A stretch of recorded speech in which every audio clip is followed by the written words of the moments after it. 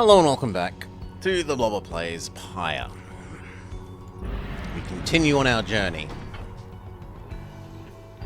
Big Bertrudes. Who's gonna give us a boat? Maybe a hot air balloon? A blimp? This is the place. Let us see our client's companion as soon as you are ready. Big Bertrudes is a sickly gathering of bog dwellers who stay within shadows, yet you can feel their eyes surveying everything. The lone minstrel steps forward. Sandalwood sent us. The words are enough to make the bog dwellers snap to attention. They emerge from the mud and the dark and begin inspecting the wagon with their strange tools. One of the bog dwellers slithers forwards, larger than the rest, leaving no doubt that she commands the others. You speak the name Sandalwood. We would know his whereabouts, reveal them. Good day to you, Big Bertrude. It is a pleasure to meet you at last, for Sandalwood always spoke highly of you and your handiwork. Did he? In return, we know who thou must be. And yet thou speakest of the past. Sandalwood, does he yet live? Speak plainly and quickly. To be frank with you, I don't know for certain, for I've been apart from him for some time, carrying out his will, though I have every faith that yes, they live. As for his whereabouts, I understand that he awaits us somewhere near Waking Wood beyond the waters, a labyrinth of a forest in the western half of Black Basin. Few know their way around it. I wish to seek him there, though, as you can see, our wagon is ill-suited for the task. The one called Bertrude frowns, studying the minstrel. Indeed. Leave us, return at dawn, that is all. By your grace, Big Bertrude. The minstrel turns away, but Hedwyn stops him. Are you sure about this, leaving the wagon with them? All is in accordance with the client's plan. You keep calling Sandalwood your client. He must reward you well. In a manner of speaking, he helped me find a sense of purpose that I had lost. Hedwyn nods at this, then turns to you. Well, my friend, I guess we'll see what happens. I'm off to let the others know. You find yourself with time for your vocations while the bog dwellers go about their business. Mentor. Study in private or forage. Let us continue to go for the global buffs. Wisdom. No, let's go for level 2 quickness. You get a flash of inspiration, whether from yourself or the book, you can't tell.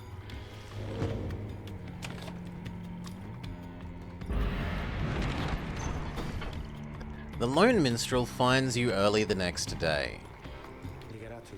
Reader, it is ready. Come and have a look. The others are already there.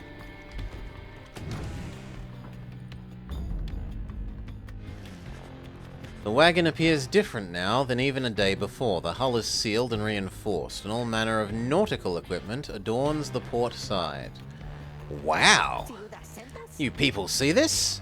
I'm gonna have a look around. The wagon should be fit for sea voyage. Let us depart at your earliest convenience. And what about Big Bertrude? She appears as if on cue. Tell Sandalwood he owes us twice over. If I may, you could tell him yourself if you wish to accompany us on our voyage. Our group would welcome someone with your experience. Dare thee make flirtations upon us? No, why? Enough. But should you see Sandalwood, tell him also to come and visit us. Now be gone, and tell no one that you were paid in favours. She slithers off without a word. Soon the minstrel breaks the silence. We are fortunate that she has assisted us. But we should go, just like she said. I know the controls and will explain them. This is so exciting! But I don't know how to swim. Scree? I'm beginning to feel ill already. The wagon has become seaworthy. The Sea of Solstice. An impossible oceanic expanse pockmarked by crude islets. The Worm Gulf.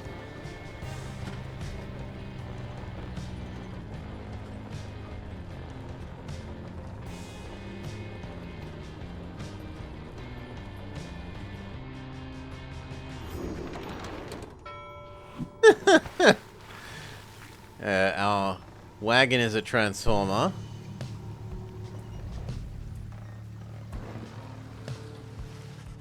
You and your companions watch the sea as your wagon rolls over the gentle waves. We've crossed into Worm Gulf. I hope that all of you are acclimatizing well. There's no acclimatizing to these worm-infested waters. We risk everything by sailing here. As long as we follow the cold current Big Bertrude indicated, we should be safe. And if the next ride is in the middle of the sea, how will our adversaries meet us there? They will find their own way just as we found ours. It is all part of the scribe's design. Now, reader, please confirm the next point on our sea journey. We seek the Hulk of Oars.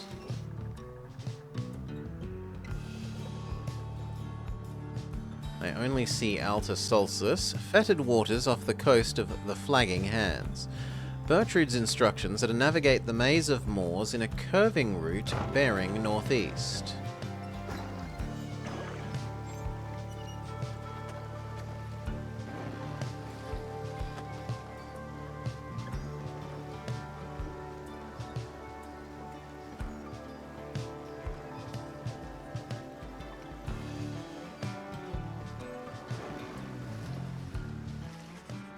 The wagon continues, rolling gently across the waves, which seems to you a welcome change of pace, after coming from the Flagging Hands not long ago. However, Jodariel seems more concerned now than before, and paces ceaselessly. When she notices Ruki, she stops him for some questions. Greentail, how's he doing? Who? Hedwyn? Much the same, been up all night. Retching into the waters if I had to guess. It might be his first time at sea. His first, she turns to you. Please check on Hedwyn. He requires our support and we require his swift recovery.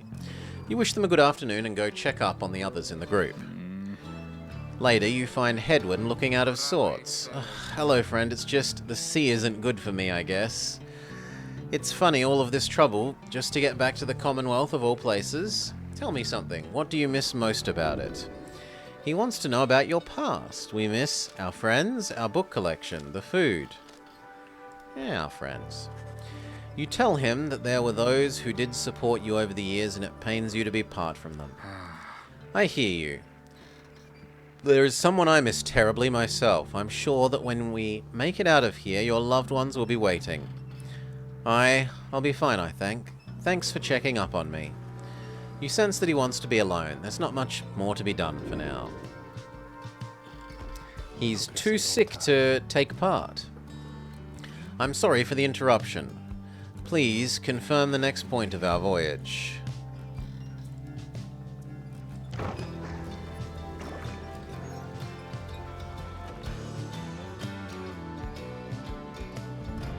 The Sea of Solace.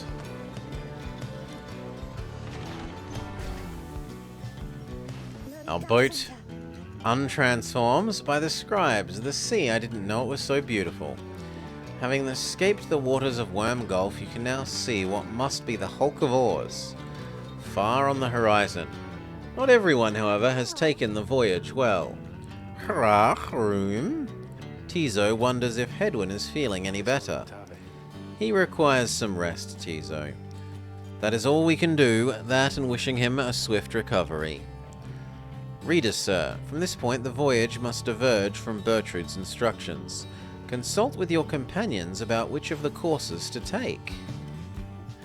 So, we can go to Underking Pass. Bay thinks that the 8 will bless us if we go there. To the Fathomless Trench. Tizo wants to fish for something tasty. I'd rather the blessing than a fish, I'm sorry.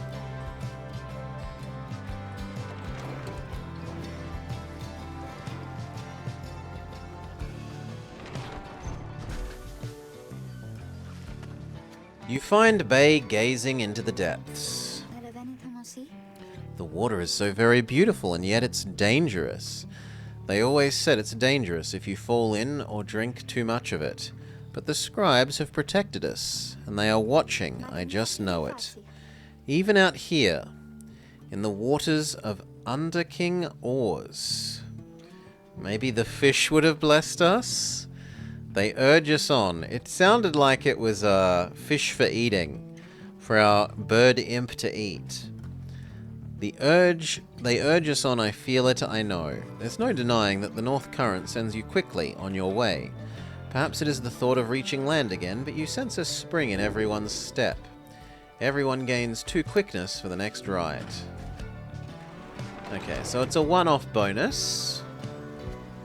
Maybe I should have taken the fish. At worst, it would have sold for money, which is permanent bonus. At last you arrive at the Hulk Oars. After journeying across the sea, it seems the next rite is to commence here soon, although there is no sign of our adversaries as of yet. Slugma, yeah, we're meant to trade with Slugma if we bought the fish, presumably. We do get to read the next chapter of book. The Emperor knew not of this, of course. His expedition yielded not the treasure he desired, but brought him closer to his country than he had ever been. As he travelled down the river Sklorian in pursuit of greed, he found instead an inkling of shame. He saw the sunken faces of his people, heard their words for him. In time, he could not ignore it, and it proved more than he could bear. The river finally claimed him, his belongings, and his retinue. Once the people heard, I understand that they cried with joy. Perhaps he ought have perished, but the mercy shown to him, I think, is what transformed him.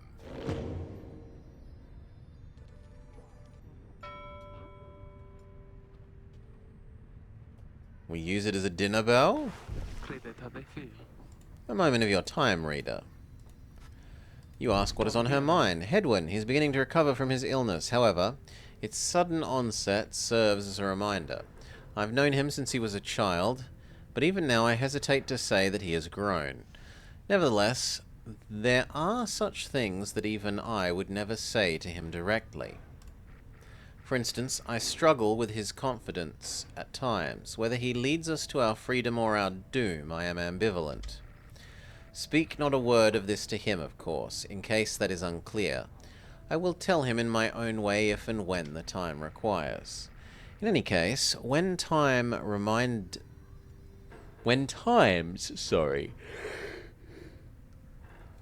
me of his mortal weaknesses, I end up having to consider what should happen if we became separated permanently. What I mean to say is, you should know that I am fully pledged to this quest, whether Hedwyn is the one to lead us or not. I have my reasons, and one of them is him. I expect the same is true of you. That's all I wanted to say. And there's now a silver cudgel head. Okay, it's a fish. Good for that. Good for the fish. Go see Slugma. Hey guys, funny running into you out here, right in the middle of the drink. Know what I mean? Not a lot of customers today. Have a look. I'll give you a good deal.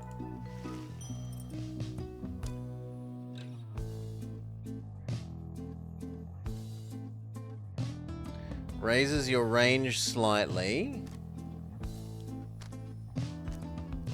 I don't know, I still think I'm good saving up for the, Orbis Goodera.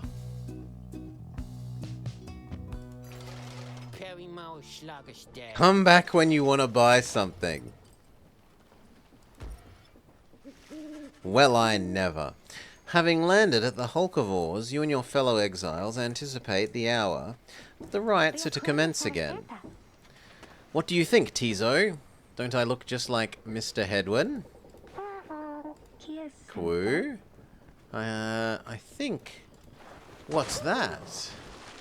A serpentine creature emerges from the water, followed by several of its kind. You recognize it as a worm of the Sea Dominion. What they all were doing here. No.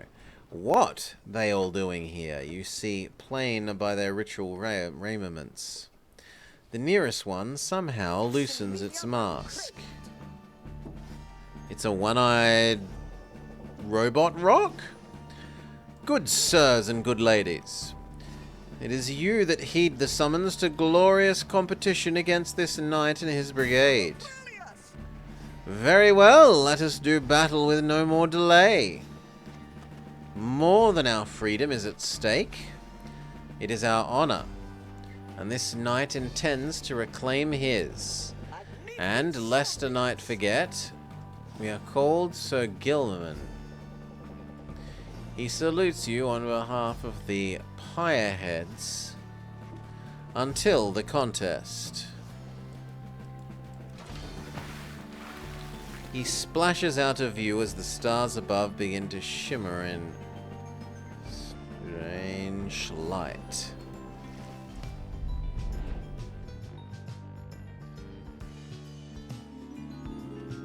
Okay.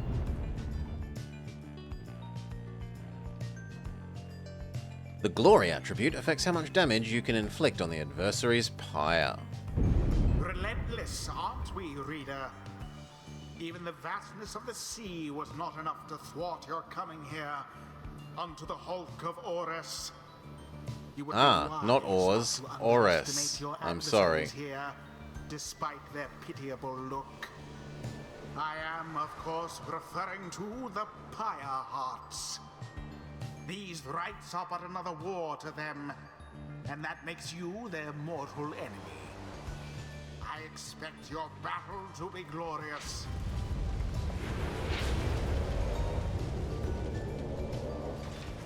The goal is no longer in the middle, it's corner to corner. The fellow exiles are gathered on the rocking deck of the Hulk of Ores. As your adversary clamber into view, Ruki paws up to them. Say, what are you worms even doing here? Can't you swim back to the Commonwealth, or the Sea Dominion, or wherever it is you're from? An excellent point. It seems that these adversaries in the rites are clever, wouldn't you say? Just get rid of them. As your commanding officer, I command it. Hark! The knight wishes to introduce his noble commander. No worm knight in history has withstood as many frontline battles. Doff your helm, as is custom. Sir Gilman attends to his commander's mask, despite his protests.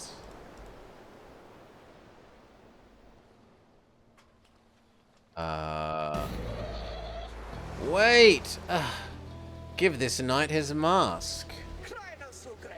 The knight presents you the great Sir Deluge, a noble visage, isn't it?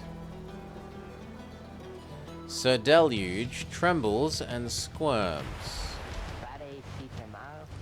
So, yeah, can you swim or not?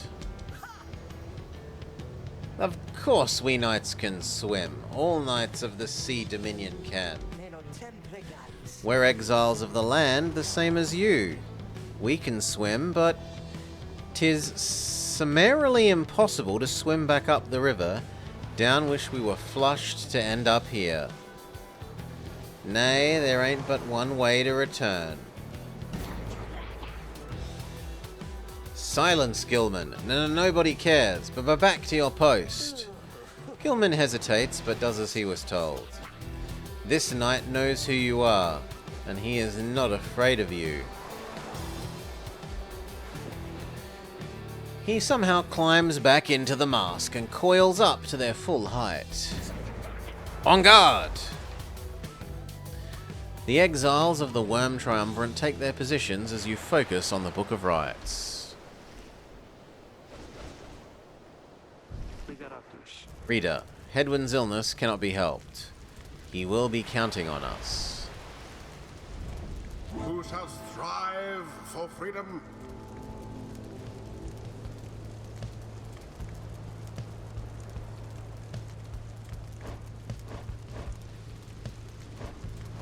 An experience viewpoint, it should be you.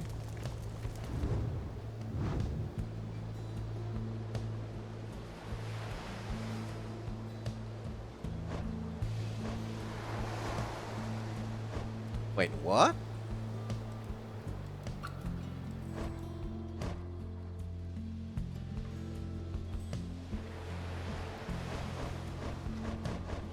Game? Go on. That was odd, but okay.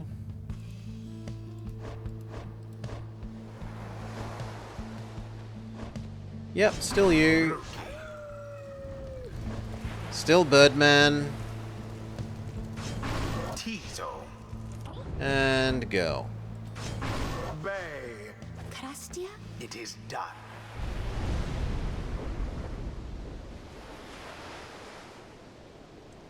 Wow, I've heard so many tales of the Worm Knights. I thought they'd be a bit more impressive, though. Gilman, status report. What is the enemy's position? They stand in front of us, sire. A very brave triumvirate they seem to this knight's eye. Brave, air-sucking monsters, one and all.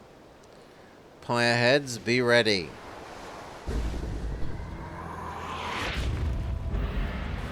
Commence. Alright. That one almost got through. Throw. Flouted Win. with considerable precision.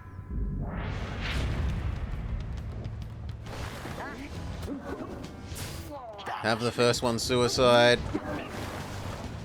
No.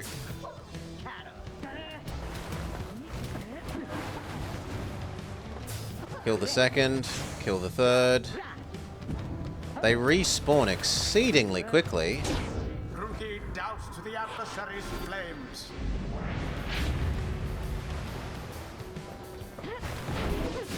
Gilman caught out.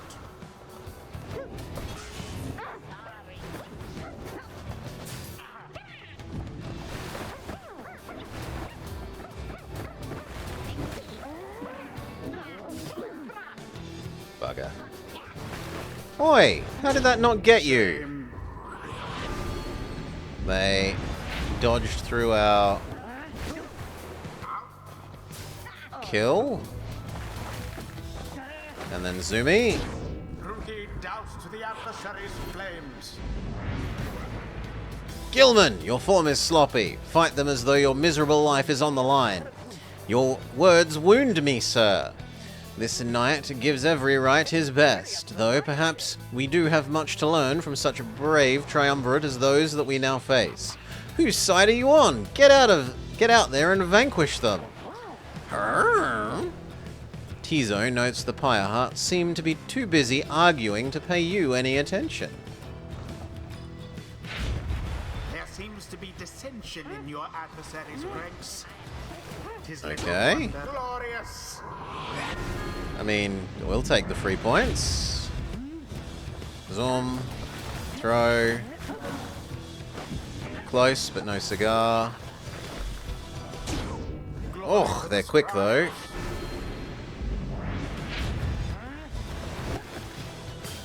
Kill. Kill. Be gone, Double you kill. Speedy. Zoomy before they respawn. Rookie plunged into their fire. And now we need someone else to take the win because we need the higher score. Your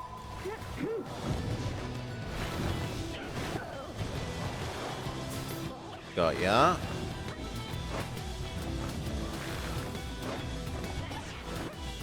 And now float. Float it in. Tizo takes the plunge. The right is Sprint. nearly Sprint. Throw. Go. And it is done. Goal! The Night Wings prevail. What glorious performance, I must say. The ceremony is complete. Those worms were quick, but Rookie Greentail is quicker. Scree! Tizo is pleased to have prevailed. The sea was making me queasy, but we still won.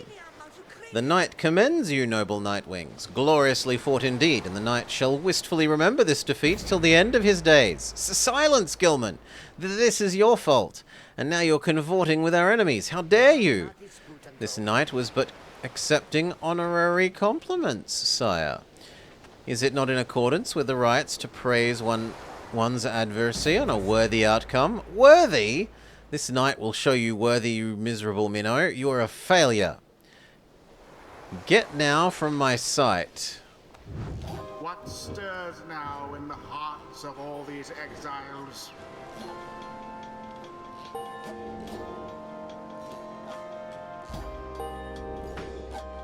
Everyone is just shy of level 3?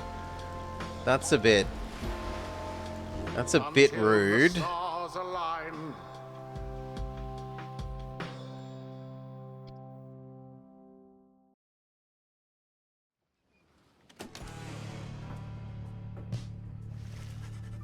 After vanquishing the Pyre Hearts decisively, you at last return to the wagon with your companions. There's little discussion from the Pyre Hearts, who seem to already swam off towards whatever next stars are required of them. Instead, your fellow exiles' attention turns towards your companion, who was absent from the rite. How is Hedwyn? The lone minstrel makes a sound, but no words form. Something is troubling them. I urged him to remain bedridden, and he simply wouldn't listen. I'm sorry, but... Wait, what? Everyone stares at the lone minstrel in stunned silence. He breathes heavily. What's with the long faces, everyone? Minstrel, I should wring your neck. I was attempting to explain he's already up and about, despite my strongly recommended further rest. Those that are unaccustomed to sea voyages and take ill are likely to experience more symptoms if they don't remain in bed, or at least sedentary. Hedwyn is running a considerable risk of having to spend another night in great discomfort. What are you, a doctor? Though I did travel with one extensively. I appreciate your caution and concern, Tariq, but I'm accustomed to discomfort, and, well, I had to see how things had turned out. I haven't had to stay out of a rite like that before. You're back among the living then, Hedwyn. I was only seasick. Nevertheless, your full recovery requires rest. I think we could all use some rest after tonight. But thank you, everyone, for your concern, and I'm sorry that I worried you and caused you further burden. My friend, what do you say we figure out where to go next? I'm beginning to miss solid ground. You head out to beneath the night sky. I wanted to thank you for conducting the rite without me there. I could rest easy knowing you and the others would get through. I'll leave you to your reading. I can't begin to imagine where we'll be off next. We're well past anywhere in the downside that I'd ever been. Even Jody hasn't gone so far. He bids you good evening, and you turn your attention to the sky.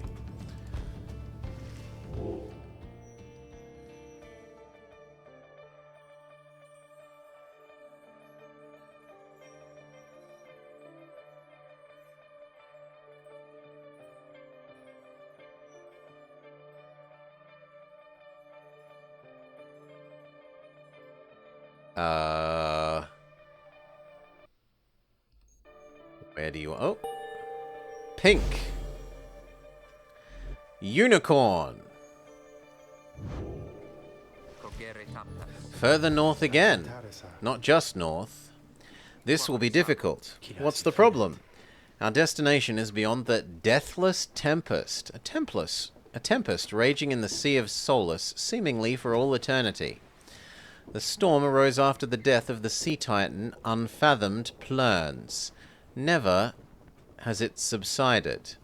A vessel such as ours has little hope of traversing it intact. Could we go around?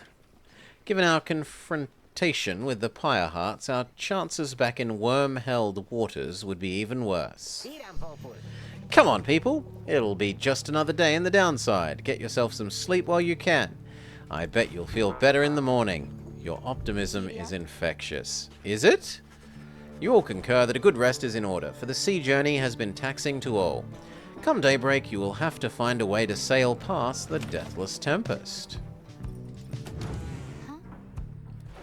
Bay? Hi, mister. I'm happy, because I was worried about Mr. Hedwyn for a while there, you know. He was kind to me when we first met. Him, Jadariel, Mr. Greentail, and even you. But I really like him. She seems happy to be here. Do you She trails off for a moment. Do you think he likes me too? Sure, go talk to him, why not? If she has feelings for Hedwyn, she should let him know. It is a privilege to feel loved.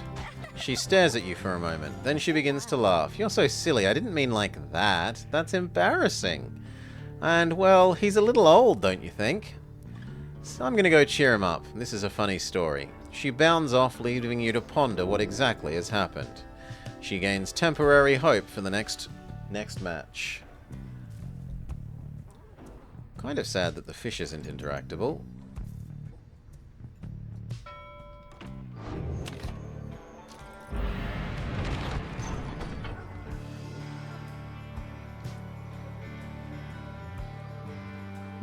Wookie spots a wreckage in the area of Ragged Rock and believes there could be valuables, or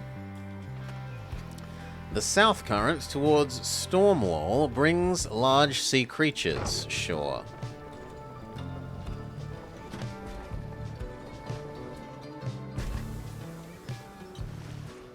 The imp Tizo has been more animated than usual.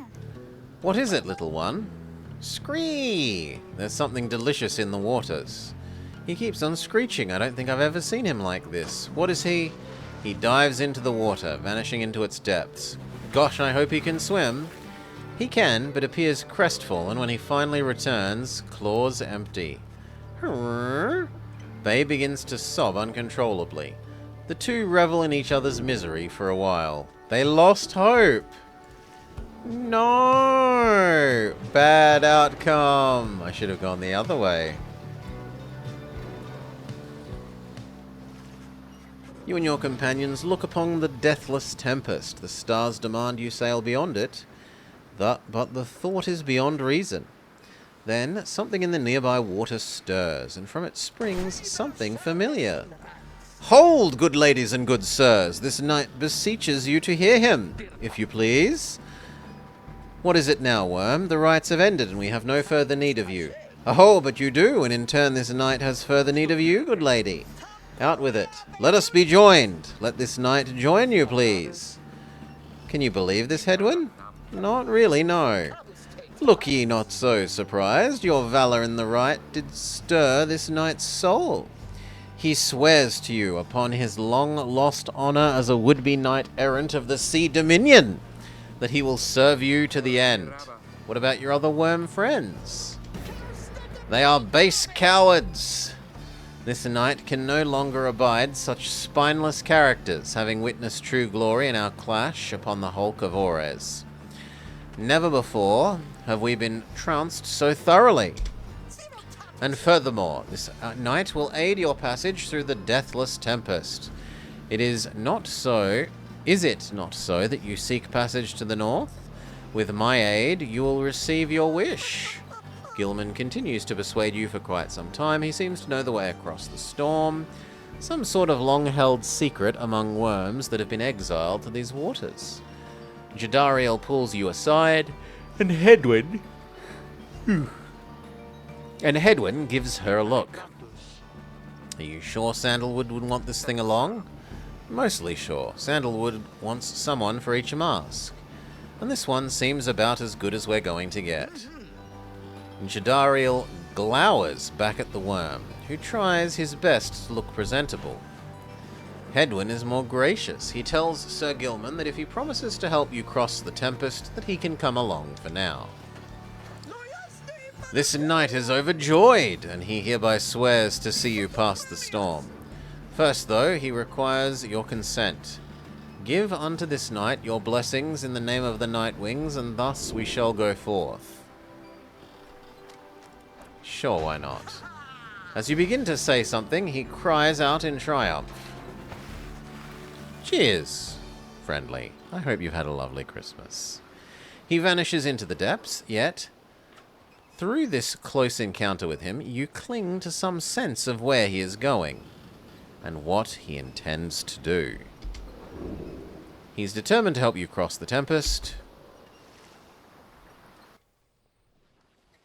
Sir Gilman has an aura trail that extends behind him. Right-click click to do something to the end. It disappeared too quickly and really shouldn't have gotten rid of that menu until we clicked, but okay. Determined to prove himself, he emerges somewhere in the outer reaches of the Sea of Solace and calls to you.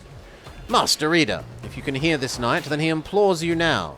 Lend him your guidance. The knight's objective ought not to be far from here.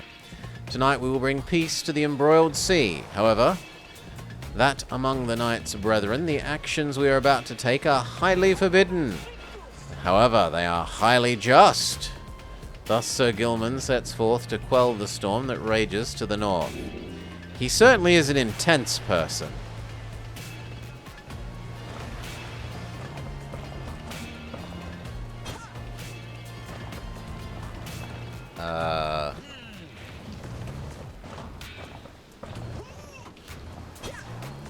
I don't know what you want.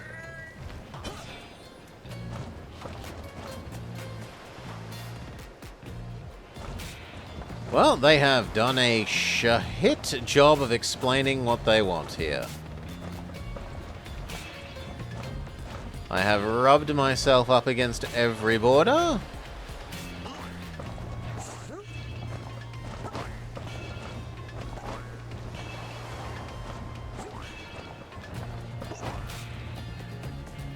Okay, we can go onto the land.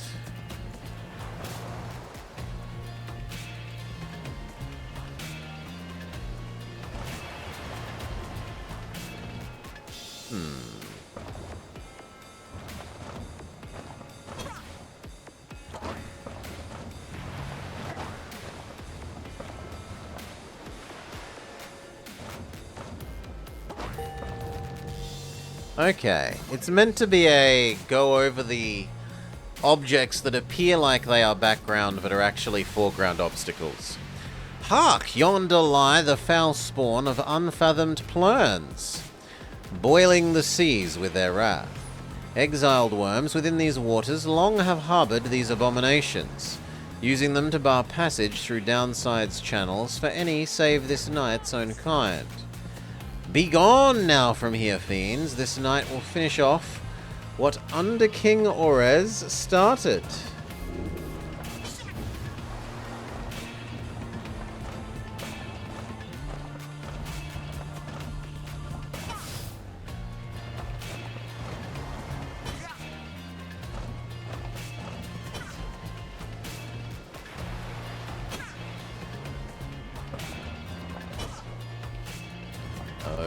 Okay. Oh, you want me to kill the bubbles?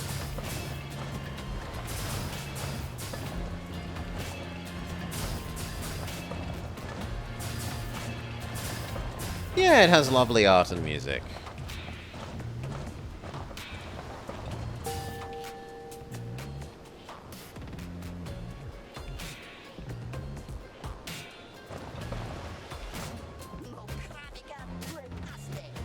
3v1? Hold it right there, you traitorous slug. How dare you turn your back on this knight? To your superior? Superior by rank no longer. I no longer serve the Commonwealth. Last this night checked, you hold no sway over me. And what have you done to the spawn? Do you have no honor left at all?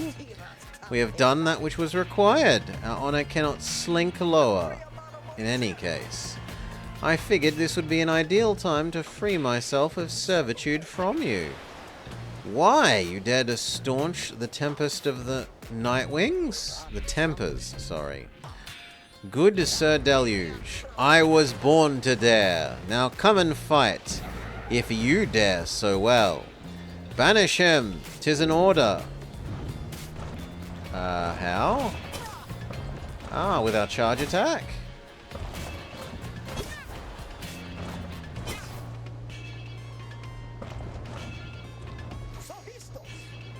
Now what, Sir Deluge? Shall you not face this knight yourself and leave your dirty work unto your charges? Fine, Gilman. You wish to stand against your commander? Have it your way. Sir Marsh, Lady Seagrass, to me, banish this troublemaker.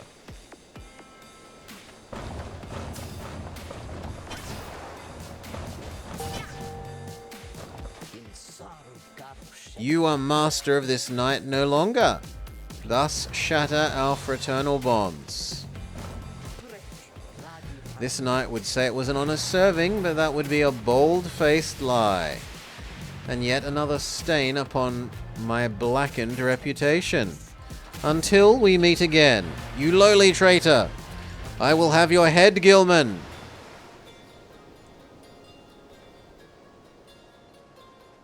Yeah, he attacks with zero weight. He has no chill. As the day wears on, there is no sign of the Worm Knight. Your companions grow restless, but then... Hail! We return with newfound tales to tell, and new scars to show. Sir Gilman is sopping wet and visibly shaken. He struggles to maintain his decorum. He is short. No, he is in short the very image of a Worm Knight. And more importantly, the little tempest ought no longer pose a threat now. Behold! As if on cue, it begins to simmer and subside. So this thing that has been going for thousands of years is stopped. Would you look at that? He really did it. Of course I did. Now, if it would be alright with you, I could use some shut-eye. He then collapses in exhaustion. You help him up. A deal is a deal. Welcome to the Nightwings. Huzzah! Happy man. He has joined the group. He has also revealed a new path. The Deathless Tempest.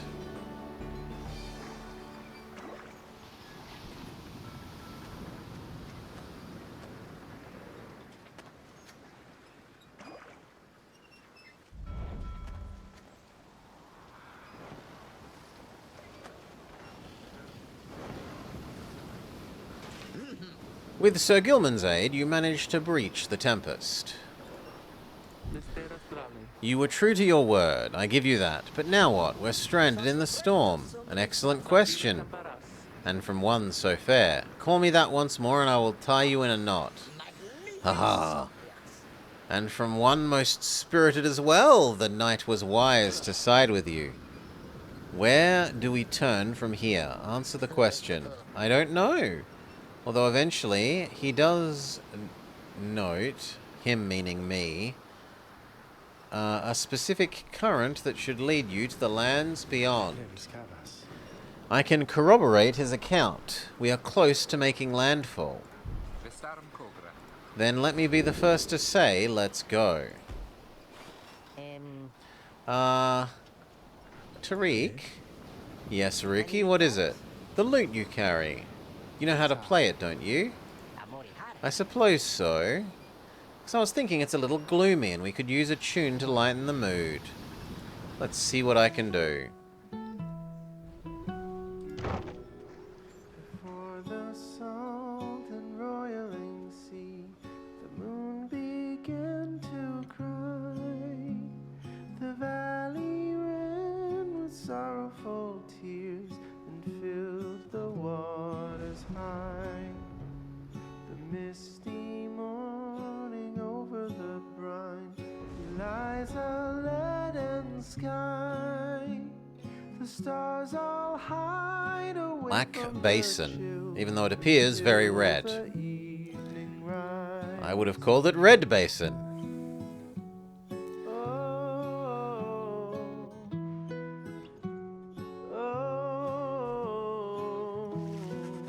As your wagon rumbles onto solid, jagged ground, the land called Black Basin, your fellow exiles unpack the wagon so you can take stock of how best to reach your situation? Survey the surroundings but there's a talk to do. Talk to new guy? As you approach him, you have finished practice as he just finishes practicing his fencing maneuvers. He regards you with his single eye. Hail! This knight is determined to train harder, having joined the famous Nightwings. He will ensure that this triumvirate continues to live up to its most feared reputation. This is an honor, and the knight has a great deal of honor to regain. Having fled the Pyre Hearts, I fully expect to conduct the rites in an honorable fashion, to the fullest letter of the law as described within the books.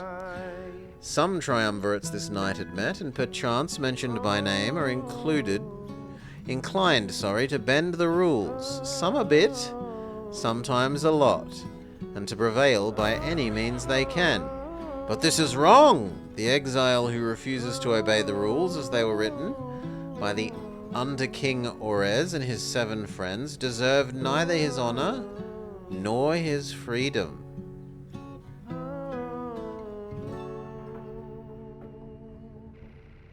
Thusly does this knight have confidence the master reader will resist any temptations to conduct rites in an underhanded fashion. I must now undergo a thorough cleansing, and having trained until the point of foulness. So please excuse me. He slithers off, humming a chivalrous tune. And there's a new thing. Sir Gilman's Crest. Official certification of knighthood in the Commonwealth. Off-sought by Worm Knights. And still nothing else in the book? Still nothing else in the book.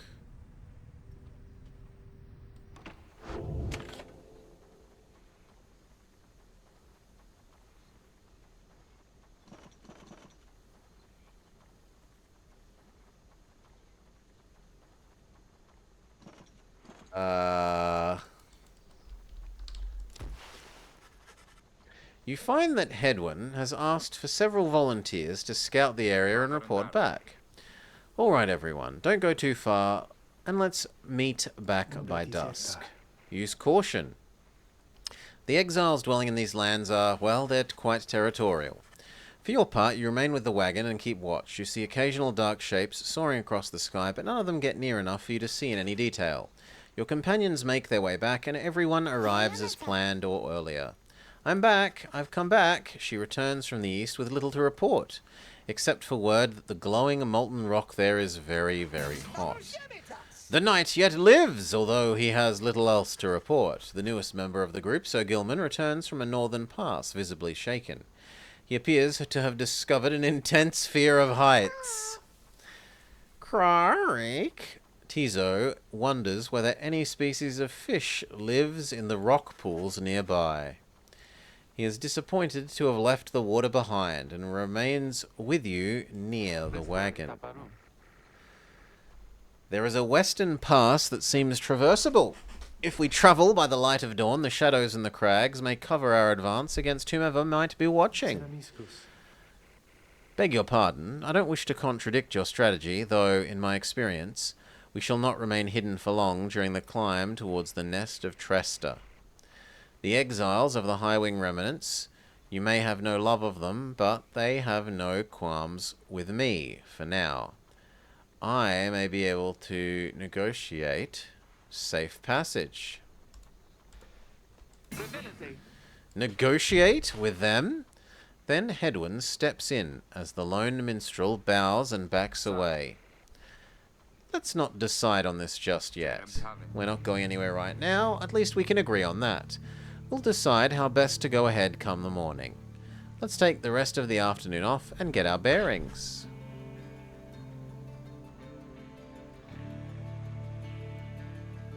Jadariel glares at the sky as everyone else disperses.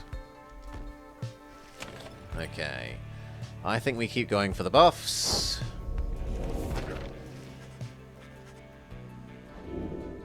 We cannot do quickness anymore. Glory has to go last, so we'll do presence. This is how much area your enemy kill aura has. You gain tenacity.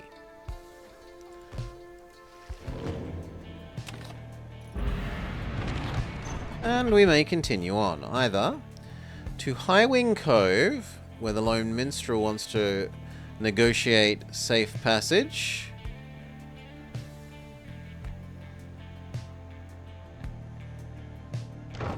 No, I'll trust the lone minstrel.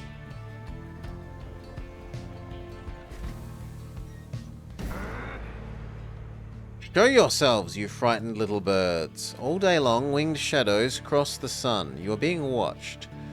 Jadariel is very unhappy. The lone minstrel attempts to calm her. Perhaps I can communicate with them. Please believe me, madam, when I say your enmity towards the harps is best held in check. She looks at him with fury, yet he retains his calm demeanor. She grants his request with a silent gesture. Then he calls towards the heavens. Good sisters, we are humble travelers such as you and beg you leave. We journeyed by the sea and seek safe passage through your lands. We will not disturb your hunting or your nests. The request is met with naught but silence. You search in vain for any indication of acknowledgement. Then, without notice, one of them appears. She swoops the minstrel up and out of sight before Jadariel can respond.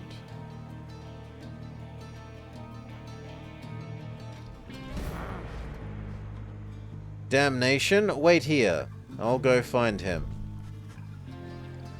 For a long and terrible moment, you're alone with your panic. Soon, however, the lone minstrel returns amid the sound of flapping wings. He dusts his cloak and calls out towards them. We thank you for the hospitality, good sisters. Shall we be on our way? Having seen this, Jadariel remains sullen. The exiles of the High Wing remnants are letting you pass, for now. It seems like they are having some dispute within their ranks, and wish no further troubles at this time. It is a warning, one that leaves Jadariel fuming. Jadariel has lost hope.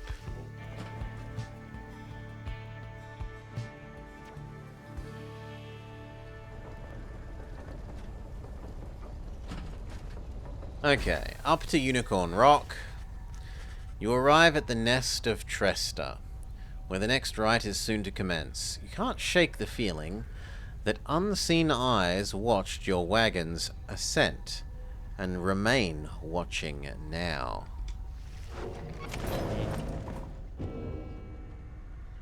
Hunt for the myrrh.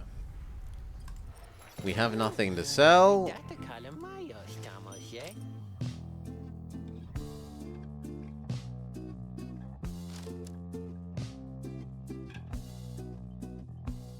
Ooh, whenever you score, gain health back.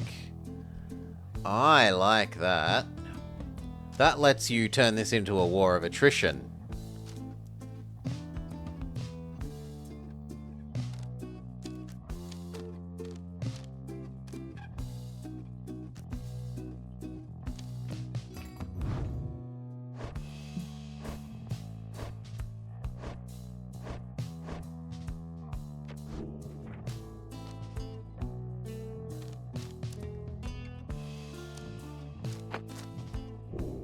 I like this.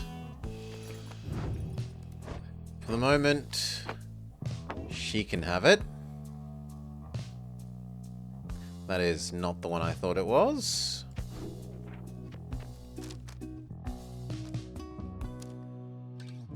This is the one I wanted.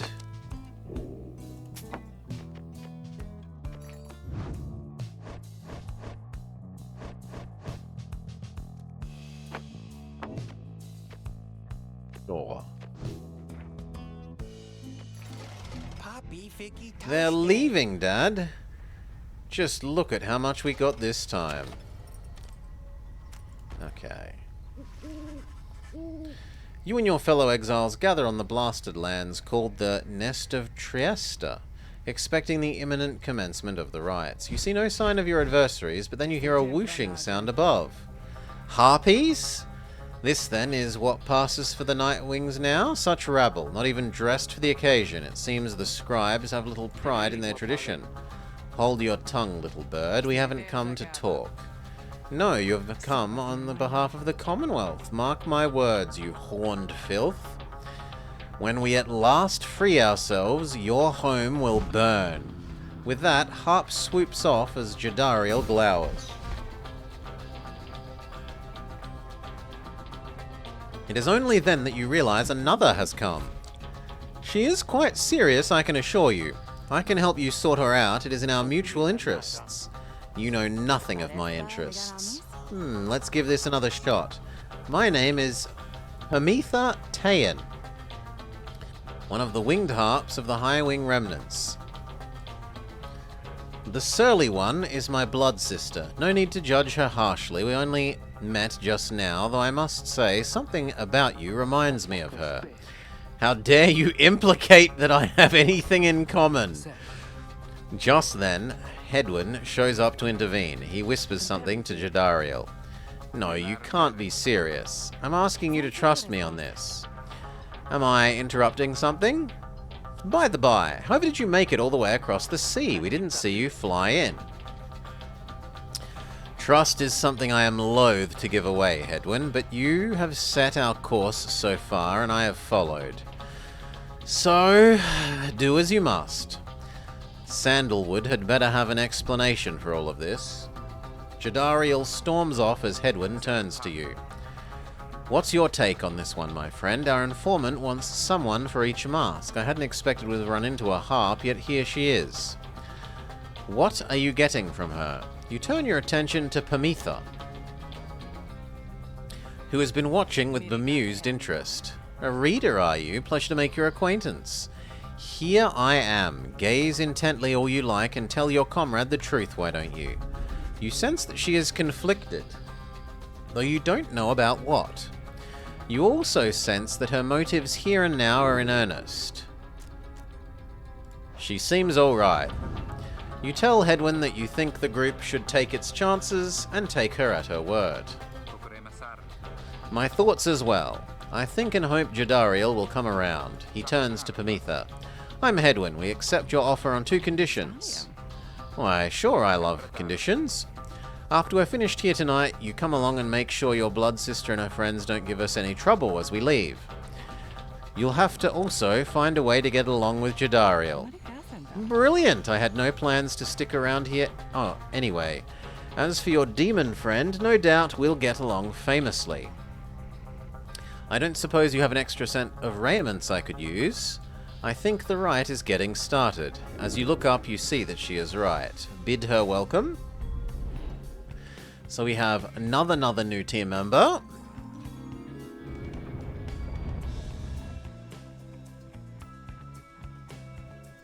Each of the different races has a distinct set of abilities when conducting the rites.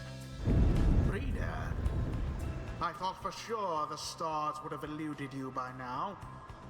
Yet here you are, somehow, upon the nest of Triesta.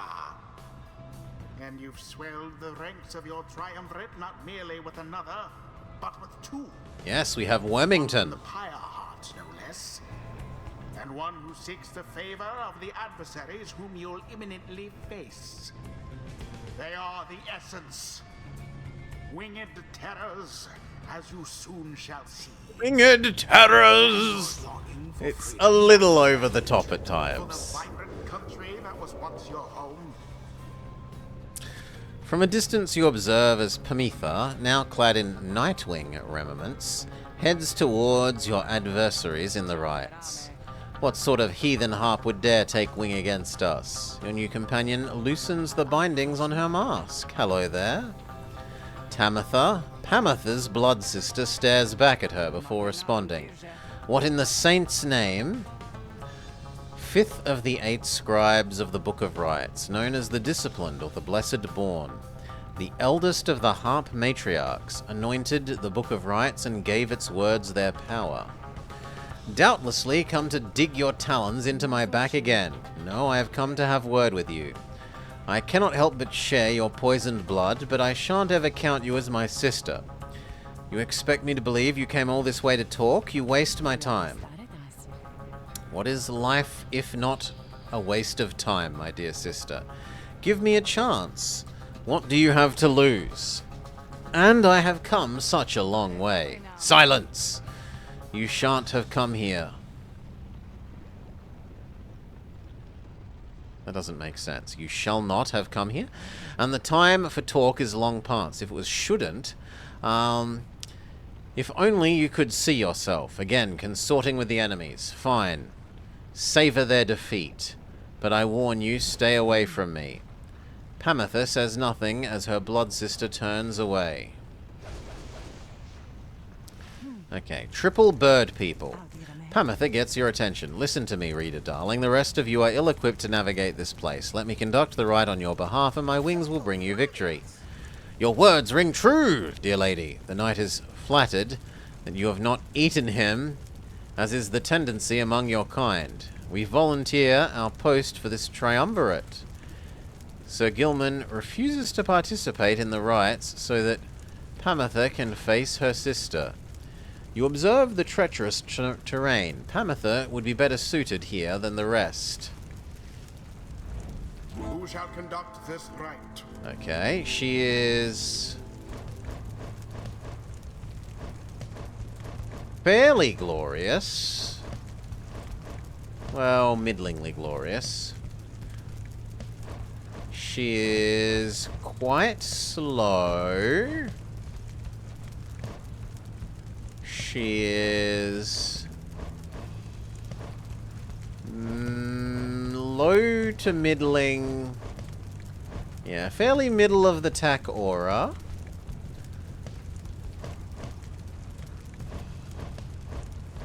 And somewhat low hope. Go.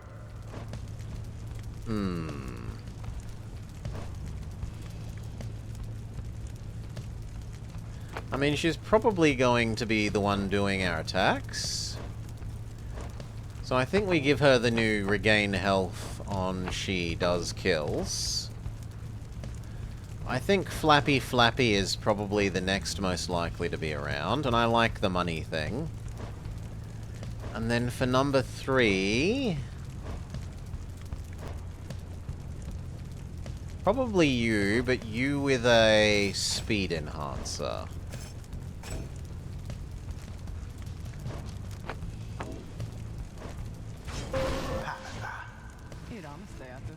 Why, I thought you'd never ask. I accept. If the bird is going to conduct the rites, then I will not.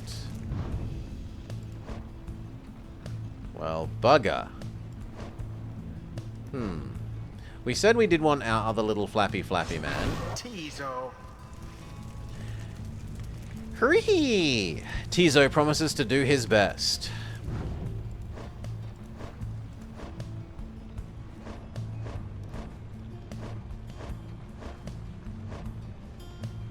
From a level perspective, it should be her.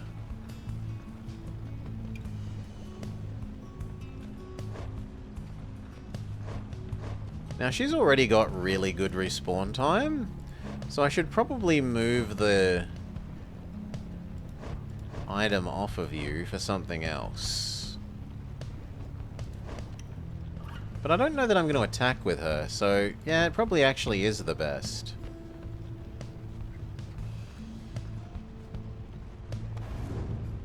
So we've never noticed this before, that we can look at our enemies.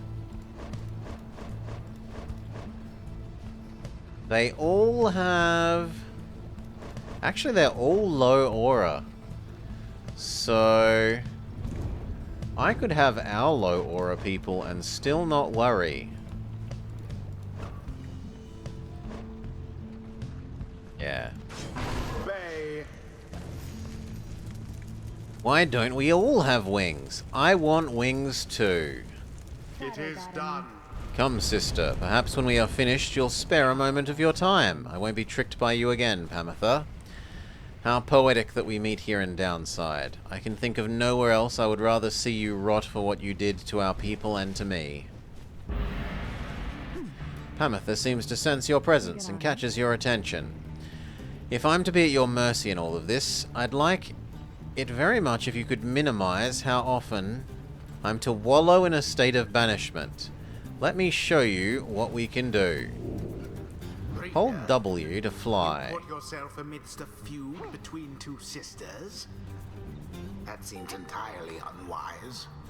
Even Okay, for you. so she also has floaty skill. That exiled Pamitha. But don't stop flying over the lava. Saint Triesta's grace.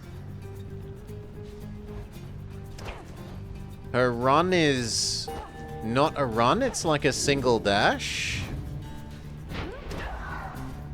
Oh, and her attack is not a laser beam, it's a charge, a swoopy charge. Just don't go underestimating Tamitha. I trust you'll do the best you can. To the skies, our sisters. Talon formation.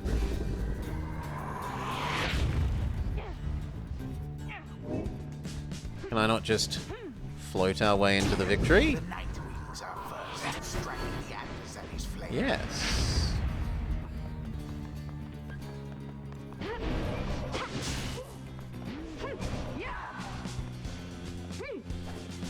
One false move. I accidentally jump off the edge of the map.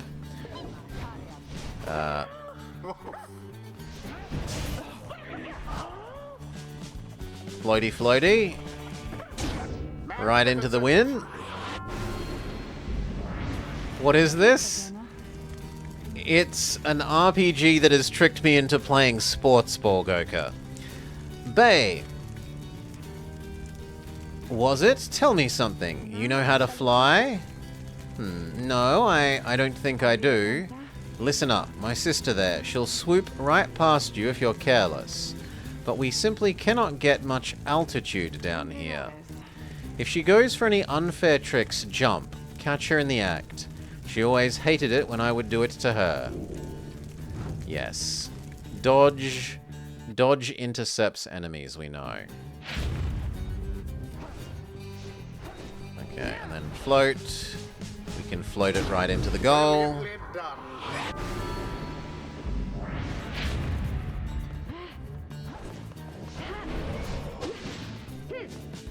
And Zumi. Take the long way round.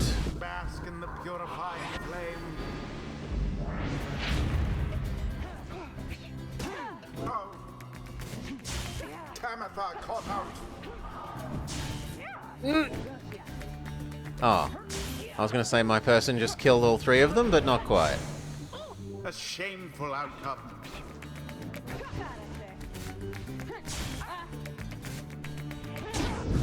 Oh, the enemies get their first score. Floaty floaty. Floaty floaty. You'll have to do better than that. Floaty floaty. That seems like bullshit, Thoroughly banished. but okay. No, I'm okay with you. Swap. Become her. Oh.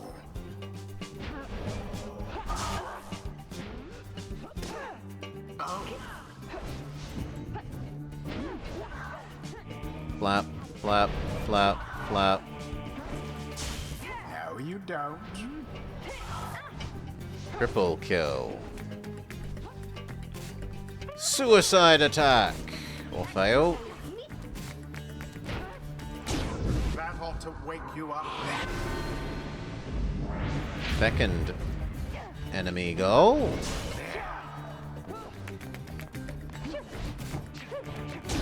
From burning Oh, come on. I jumped into her. Boo. She soared right in. Damn you, Tamitha. You're no true Thayan. To think that you have the gall to call me sister, still after everything you wrought upon us. I hate to break it to you, but I don't think my actions, however much they hurt you, had any effect on our familial status. I know I wronged you, it's why I'm here. You don't know my side of the story. Your side, if I wanted to hear more lies, I'd have asked the Commonwealth to stay my sentence.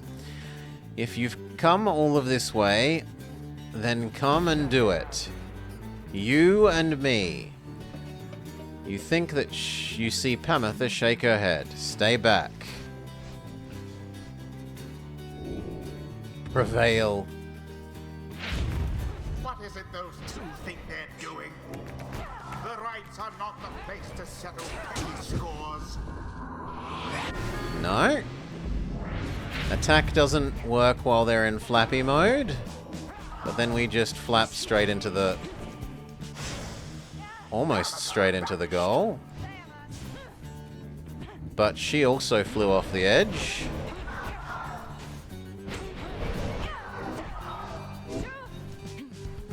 And it is done. The Win. you-know-who prevailed. A victory so narrowly achieved, and thus more glorious. You sucked. You should have won more convincingly. The right is ended. You Commonwealth filth. Only through the traitors' help have you beaten us. You postpone the coming of our liberty, but we are patient. And our sisters on the other side shall have their day, with or without my aid. Please wait. You found good company there, Pamitha. May you wither here with them. I hope sincerely we shan't meet again. Pamitha stands motionless as her sister departs. Tizo is trying to let Pamitha know the others are returning to the wagon. Sure, I don't see why not. The 8 scribes bless us with their way. Level up, level up. Not a level up, sadly. Level up. Tizo appears to have a certain depth of knowledge.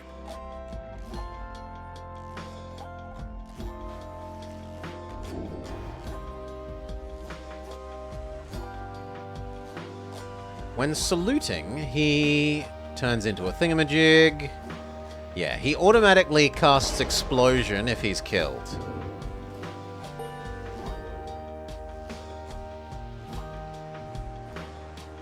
But what about the other two? 2 more leveled up, and I want to do their things. Until the next right. Yeah, I am obviously not understanding something about that level up process. I feel like original 2 characters should also have let me do their thing. After triumphing over the essence in the last-ditch effort, you and the others return to your wagon to consider your next move. How best to integrate Pamitha into the group. Don't worry, I won't stay any longer than it takes. I like my fresh air. I'll sleep on the roof. I trust the rites will cause my path and Tamitha's to cross again. You're welcome with us for now, Pamitha. Trust is what got us this far. Isn't that right, Ruki? But Ruki doesn't seem to hear the question. He's been rather quiet since first encountering your new guest. Pamitha shoots him one of her smiles. He stammers something about having to check the wagon wheels again. He runs off. During the discussion, the minstrel pulls you aside. Reader, a moment of your time. There's something I must ask. Here in Black Basin, reader, by your leave, of course, and provided the stars allow it, would you look upon them for us, please? Find out where we go next. It looks like we go over here to the Sakura tree. The Glade of Lu. According to the stars, the next rite will commence there. A great sap scholar, Lu Sklorian, here vanquished the root titan, Limbless Arazek. It's just as my client indicated. This client of yours, our informant, Sandalwood, he entrusted us with the wagon and the quest. What does he want from us? Why? Ask him yourself. He awaits us, somewhere in the waking wood to the west. How will we find him? He will find us. It seems you'll finally meet Sandalwood at dawn. You will have to cross a single narrow path west where he supposedly waits. Talk to her.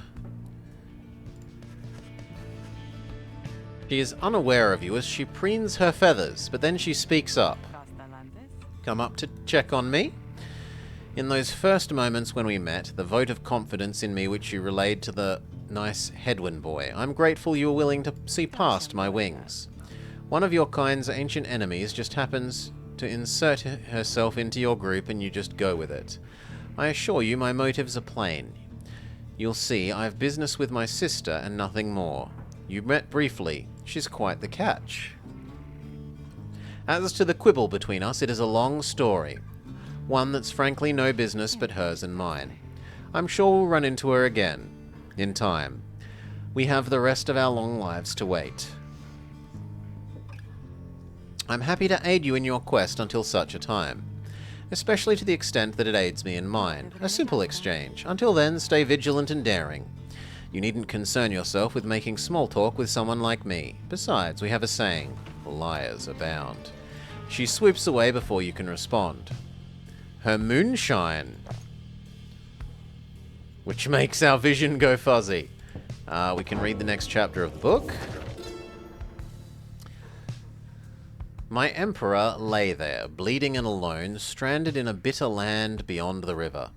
With fleeting consciousness, he understood the folly of his quest and the folly of his rule over his country. Thus did he await the last embrace. It was the imp Haub that nursed him back to health and warned him often of the dangers he would have to face. Many enemies of Myr would come in search for him, some under employment by the rope caller, some longing openly for cold, uncomplicated vengeance. I was one of them. I plunged into the river willingly. We needed to be sure that he was dead.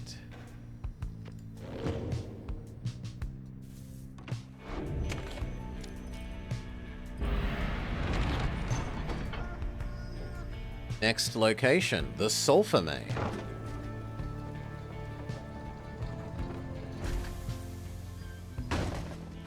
The wagon has hit a snag, descending the black crags. Its wheel is stuck. Jadariel is not pleased. First the blasted bird, and now this? Though you lack Jadariel's raw strength, you join in as she attempts to dislodge the wagon. At last, with a roar and a heave, she forces it back to solid ground. Sandalwood better be worth all of this hassle. Thank you, Jody. I'm guessing Sandalwood doesn't like to be kept waiting. He's actually very patient. Well, I'm not. Let's move on. Soon the wagon is prepared to propess onwards, down the jagged slopes towards the waking wood. Your companions who explored ahead advise you which of the forked paths is best. We can go to the Glass Peak, which will make a bird lady able to procure a talisman, or bird or worm? I prefer bird to worm.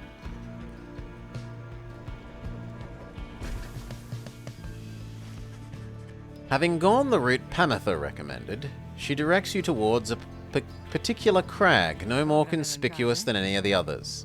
They clip our wings before they cast us down, you know, but just the same we learn to flit around a bit. Just watch. She swoops up to a nearby peak and disappears behind it.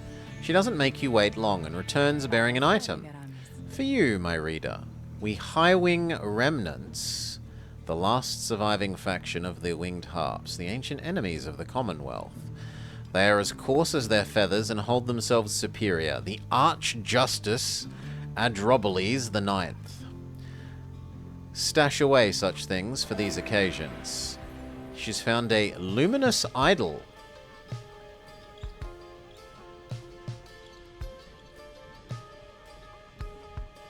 It's a single-use item?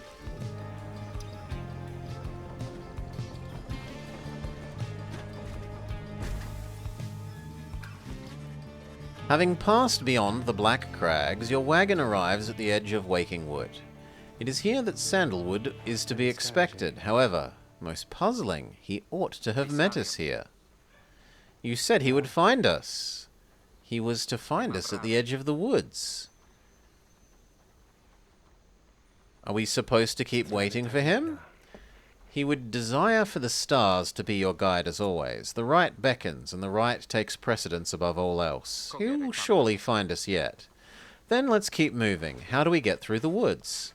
The minstrel notes two possible paths, though cautions that the woods are difficult to navigate, and Sandalwood would have known the best path. A small clearing east of the Glade of Lu, where they studied rites, or the grandest trees in all of the Waking Wood, where his client once resided. I'd rather get the buff. That sounds like it might give us another passive buff. Sandalwood is a master in the rites, or used to be. It's not my place to say. Doubtlessly, he will tell you in due time. If only we could find him. He used to mentor his companions in the rites, not far from here. You find no trace of the informant, and without his guidance you remain quite lost. The woods seem to have encroached. There is no path forwards, while neither of the paths leading backwards appear to match the route that you took. We can go to the Burnt Grove. Bay seems drawn to this location, or the southern pass through Waking Wood, the Underthicket. Yeah, we'll follow the bird. Bird hasn't led us wrong.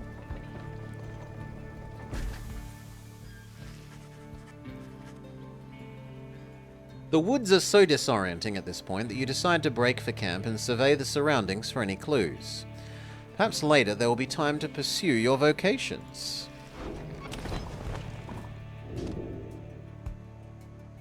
The Beyonder Crystal seeks Jadariel. Ah, we have to do another upgrado thingy?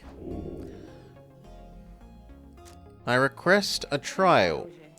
I was beginning to become bored. Okay, so we can do you. Yeah, quickness seems alright. You ask Sandra to administer one of her special trials. The demon she could stand to lighten up, though I fear that's not a secret I can teach. Nevertheless, let us bring her forth, regardless. Soon Jadariel appears, in heed of the summons. What is the meaning of this, reader?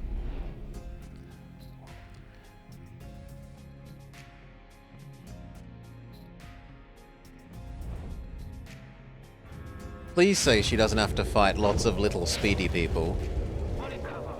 What is the meaning of this? Where are the others? The apparition Sandra appears and loosens her mask. Welcome to my humble home, demon. Are you good at taking orders? State your purpose quickly, Wraith. My purpose is to put you to a test. You may be fearsome to behold, but you are slow and old. Your weakness, perhaps, outweighs your strength. I sorely wish to see you and the reader prove me wrong. Old, she says. Well then, let us show whether she is right. Birds. 3 birds. Oh, as if. Boo!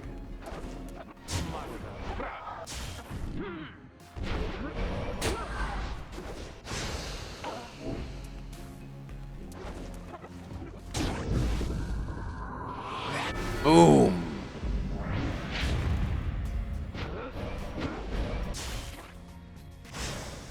I got both of them.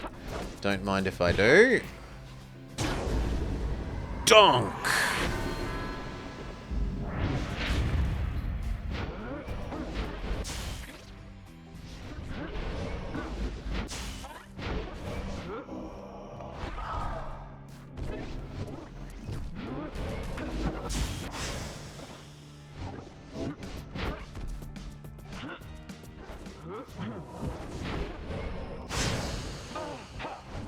Bull. Bull, you should be dead. We get to kill both of them. And then Sprinty, not quite quickly enough. How much damage do you do per thing, though? I can afford 3. They can only afford 2.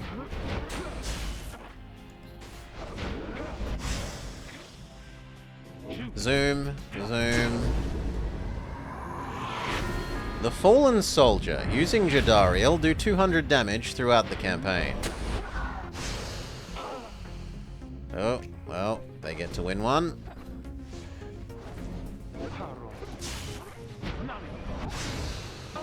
Come on, finish winning. Feels like they're softballing there.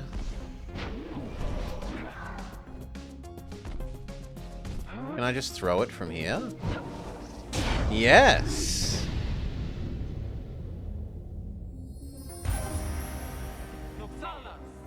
Okay, her throw range is impressive.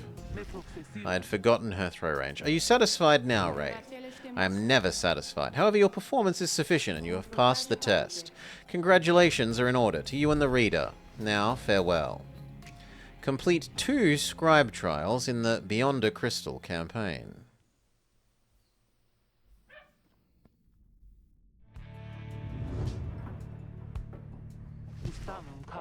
What a strange experience. What do you have there?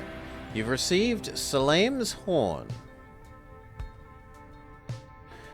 She attacks further and faster.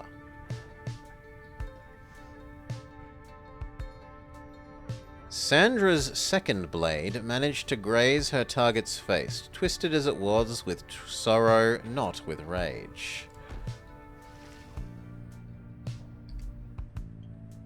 You know, I'm not allowed to, equip it yet, sadly. Bay seems to be recovering well since you found her. She seems fascinated by everything and everyone in the wagon. Oh, hi, mister. You're the one who knew my name. You guessed it right. Thank you for your hospitality. I've been eating with the imps and talking to the wagon. The wagon, he and I are the same age, almost to this very day. I'm older by 3 weeks, so I give him a hard time. Little brother, I call him. He's a good wagon, isn't he? He'll take us far. My little brother... Sure, he pulls my hair out at times, and I don't like it very much, but he's family. I'm happy to be with my family. I thought I'd lost them all again. I thought that I had lost them all. Oops, we've stopped, haven't we? Then I should go outside to dance in case the scribes are watching. Goodbye.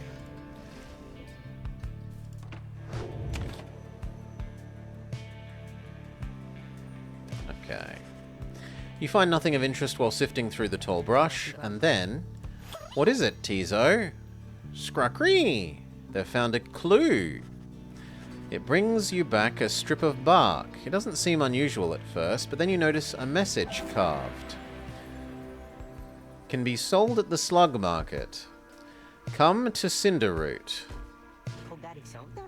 Some kind of message from Sandalwood, it seems that way. Which way is the Cinderroot? Due north. We could set forth early tomorrow, when the woods are still. Alright everyone, rest up. It's a big day coming. Continue developing our passive buffs. I want... extra damage aura.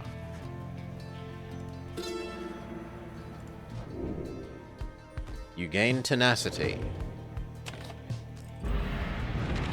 Let's go.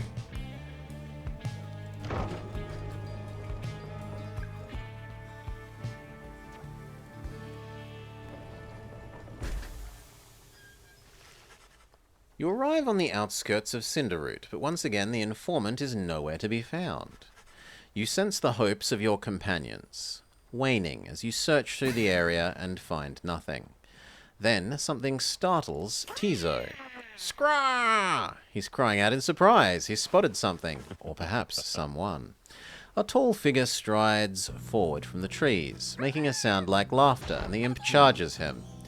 Leaps right into the figure's arms and they embrace. Huh, Tizo, you look famished here. The tall sap tree people? Yes, tree people. They're clever and ambitious. They allied with the Commonwealth and achieved in decades what could not have been achieved in centuries. The lone minstrel nods his head in affirmation.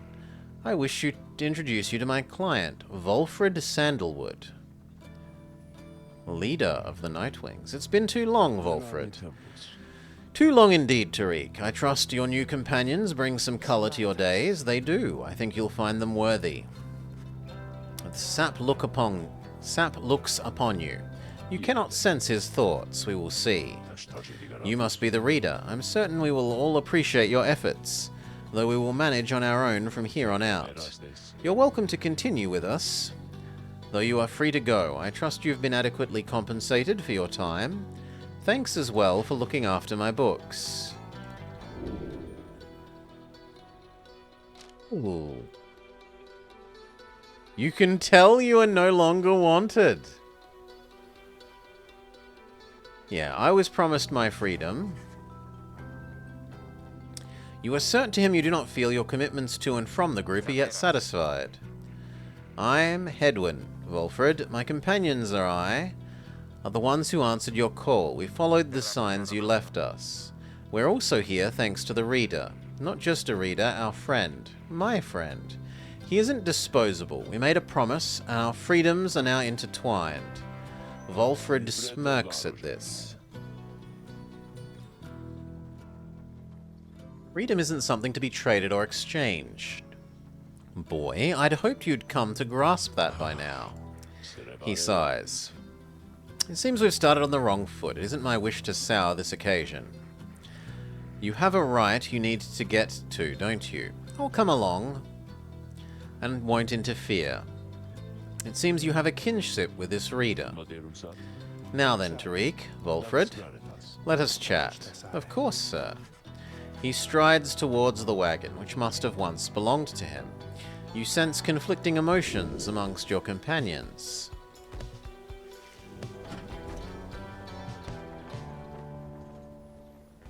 We arrive at the next fight place. The giant Totally Not Sakura tree. Your wagon cuts through a clearing to arrive at the Glade of Lu, where the stars directed you. Volfred nods his approval, but leaves everyone to their devices. Yoink. We can talk to New Guy and read more of the book. Emperor Mur. Scarcely could I recognize him when at last I found him. A half-starved animal, horns sprouted from his head, bestial mirror of his blackened reputation. And I, a man who conquered countries, feared my emperor then in such a way as I had never known. My charge had been to slay this man, but when I discovered him, he was already fighting for his life. The little imp house proved of little help against the Sisters of the Arch, whose entire lives were culminating in this instant. I was unable to watch. My heart ached with pity for the man and for the love I felt for him when I had served him, and I sprang to his defense.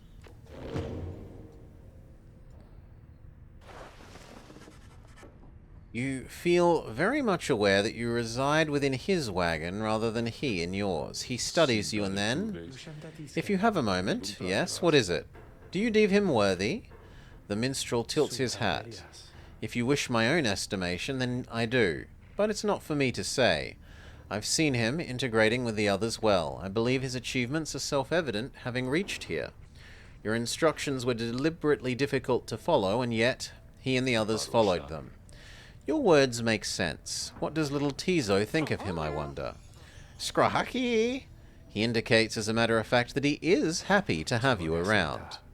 There you have it, sir. I see. He examines you. Praise isn't oft spoken by those two, my boy. I'll be watching you. Pardon us, Tariq, we have matters to discuss. They leave without a word, although you think you notice the lone minstrel look your way over his shoulder. Wait, did Tree Man not have a, Tree Man didn't have a dooflicky.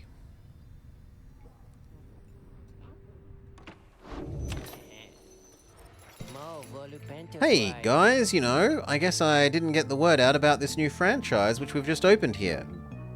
Give you a great deal, tell your friends. Oh, hey there, Mr. Sandalwood. Good day to you as well, Ron. Luminous Idol, her horn, and the thing that we now know is just money.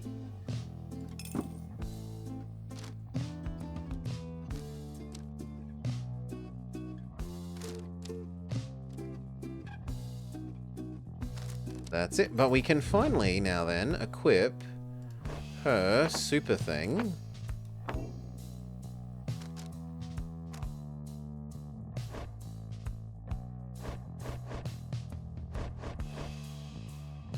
Oh wow.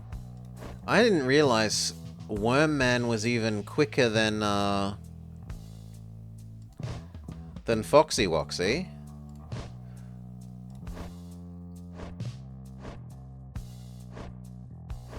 But Foxy Woxy comes back to life quicker.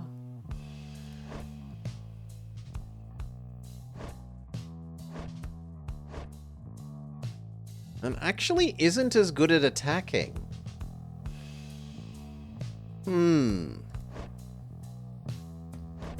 Arguably, then I should prefer you.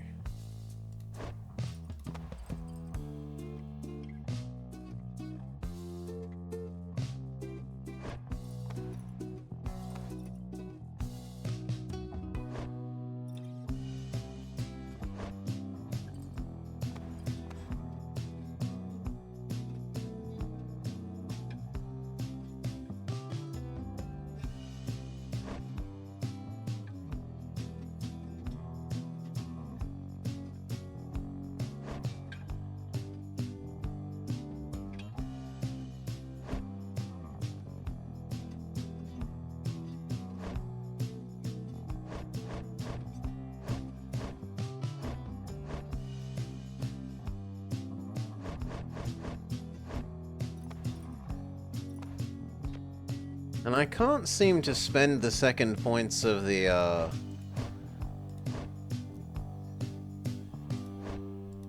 Actually, no, maybe they haven't.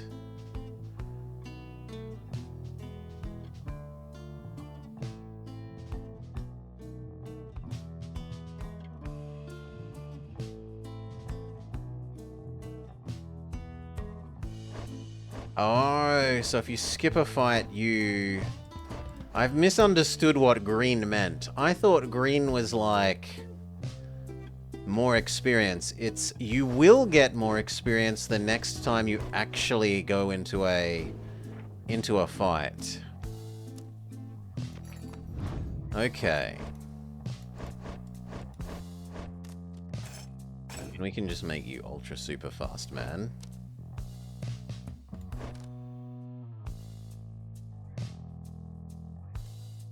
Or we could give you double the ability to run. Now, if we're going to use the ones that are going to get the most level up out of that, that would be these three.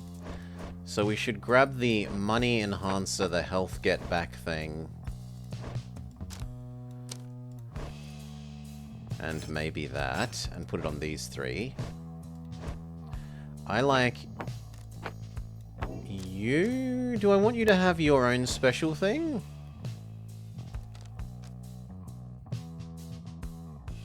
Honestly, 10 gold isn't that great.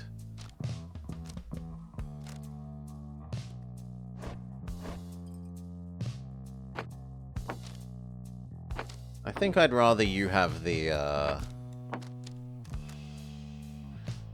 we get health back one.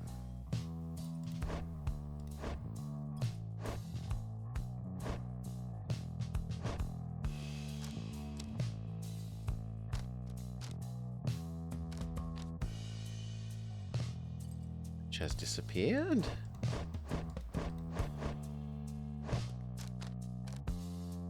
Oh, well then just start with more health.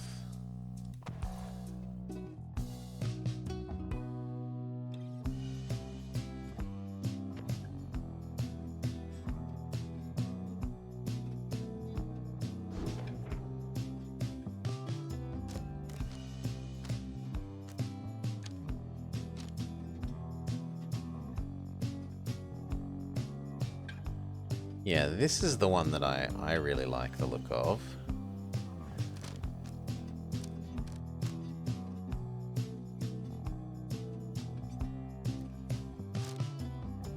Heal 5 is better than deal 2 more. And it would also let us test... Okay, so there's no... You don't lose money buying and selling stuff. You can happily buy and sell stuff without, like, losing money each exchange.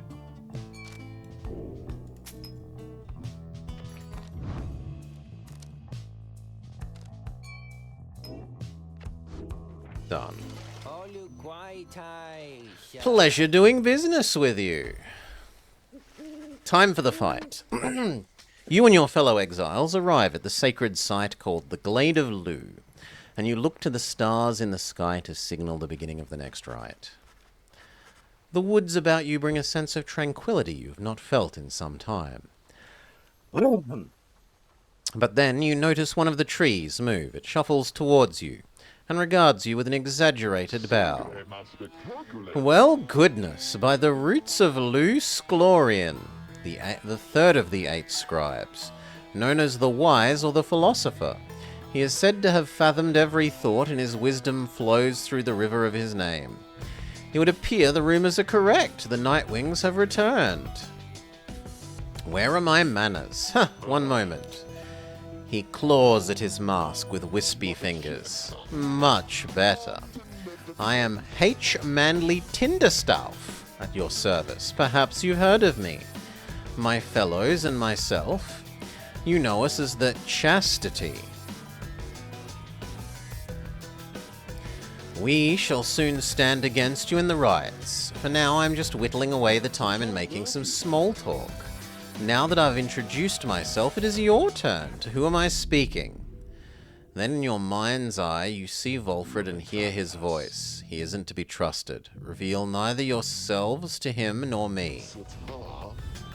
Well, beneath her mask, Jodariel stares back in silence. You suspect that Volfred's message may have reached everyone. How very rude. Well, fine, ignore me, but at your peril. Anyhow, once the rite commences, I'm afraid ignoring me won't be an option. And I do think the sky is beginning to show. We'll have to chat again some other time. Come along, come along. He bows again and wanders off into the clearing as the stars begin to burn.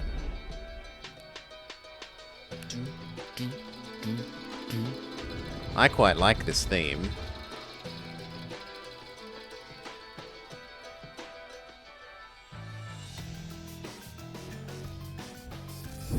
Once again, the stars align themselves before you, reader. And here now, at the Glade of Liu, I have to say, you've come so very far. But there are those, such as your adversaries called the Chastity, who have toiled for this too. They know that with their The freedom tree is comes pretty, but it isn't opportunity. animated terribly well. It could be yours instead. It's just doing stretchy, Show the Chastity that the stretchy, Nightwings springy are transformations. superior.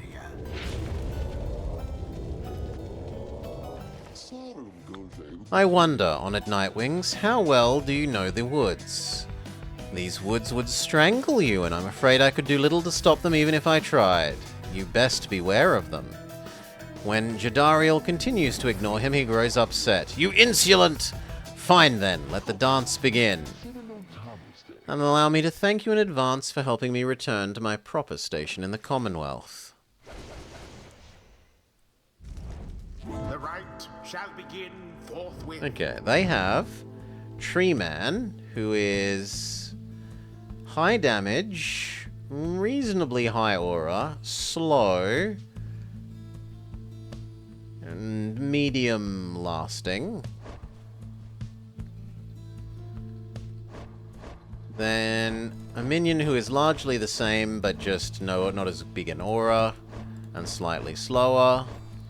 And then Bird Woman, who is no good at attacking, somehow slower, and even less hopeful. She seems terrible. Your decision. Okay, we want our main three. Brookie. Jodariel. Hedwyn. It is done. Let's show Volfred what we can do. Are you finally ready? May all those masks of yours ensure no harm should come to any of your lovely countenances. Come along. Let's give the stars a show.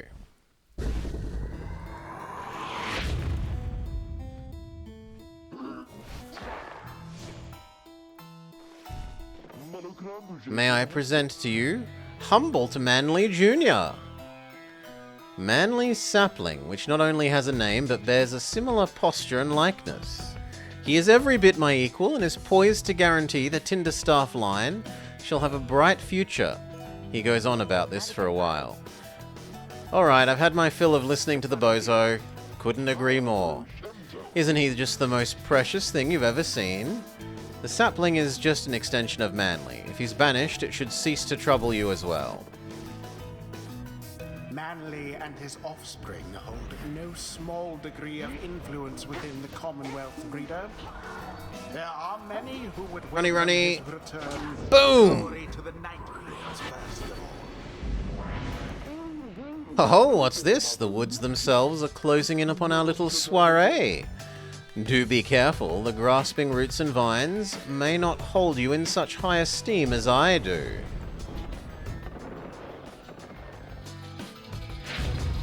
Your adversary Manly is comfortable in this suffocating glade. Bring. Run, run, run, run, run, run. Longs now for the comfort of his Commonwealth Kind of thought that would estate. count as inside, but no. Such wealth ought to be reserved instead for you. Kill bird, sprint, sprint, win. Oh my word. Donk! Oh dear, the woods are closing in uncomfortably close. Whatever will we do? If you stand aside a while, we could put an end to this so much sooner. Even more things in the way. Yes. Shoot. Caught! That's new. What was it? Jump. Jump! No! Oh, come on! I jumped over. Boo! I jumped through her multiple times. Sprint. Rookie doused Counter dunk. the adversary's flames.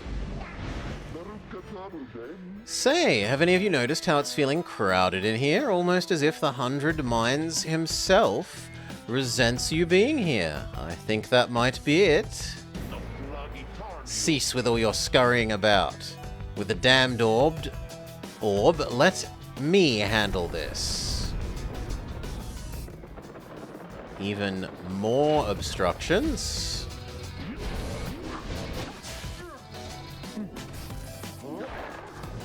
And then Zoomy. I almost pity what transpired there. Hello, Aura.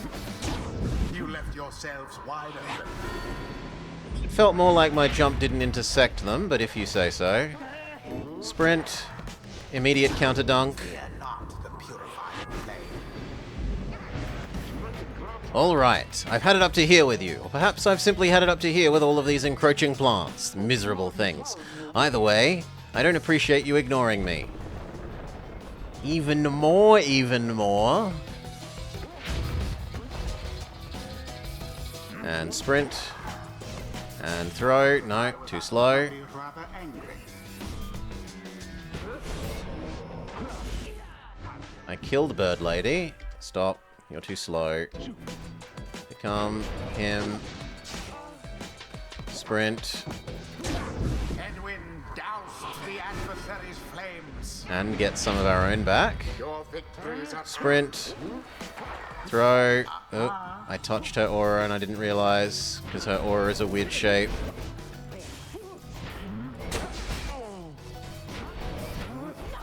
Oh, Bird Lady got me. wherever did Huh? the Night Wings go. Oh, Bird Lady leaves a path of unpleasantness behind her, sure.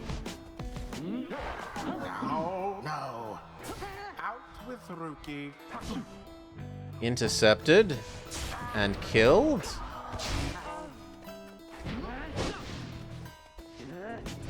Sprint.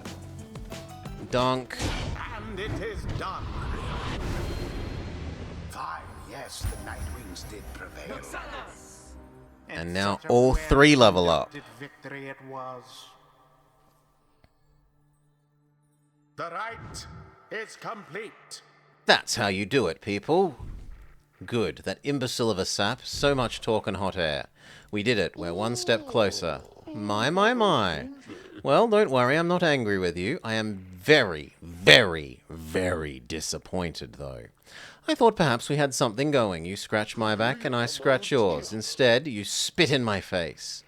Well, you'll see where all your rudeness gets you. Ta-ta. Always is there greater knowledge to be gained? I used to think scribes were just the stuffs of stories, but now, after all this, it really is their doing, isn't it? Okay, do we continue going with the Legion? Working towards our ultra-long banishment?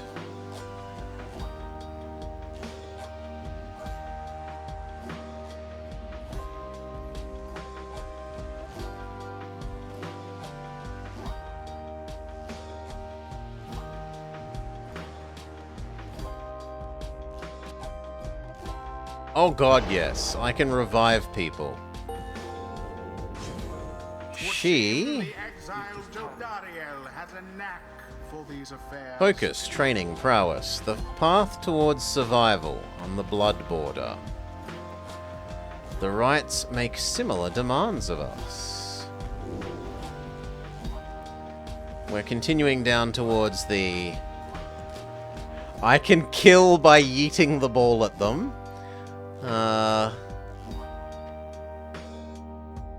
Jump equals stun. And for Doggo, It would appear that rookies not too old faster, to learn stronger, new and a little tricks. better looking too. Is there anything I can't handle? We're working our way down to triple jump.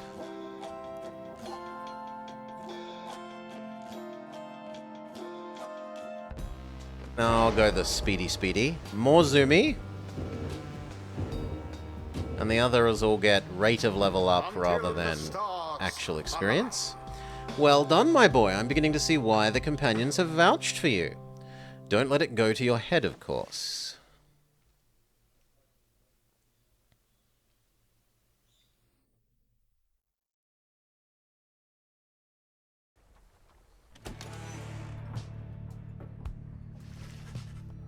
After thwarting the chastity in a solid performance, you return to your wagon to consider your next move. An adequate performance. Adequate? Yes, adequate. For the next part of our plan, have your reader consult the stars, see where they will take you next. I'll give you a hint. It's further north and it's going to be up very, very high.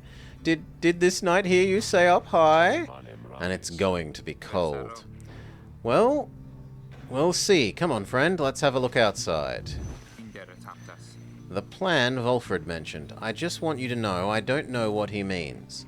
We're here because we're going to be free again. We won't be living out our days as exiles. That's the plan as far as I'm concerned. But there's always a catch. We'll see what he has to say. I'll leave it to you. No matter what, we're getting closer. Thanks to you. Okay, we play Skyo Mappo again. It looks like I meant to go this way.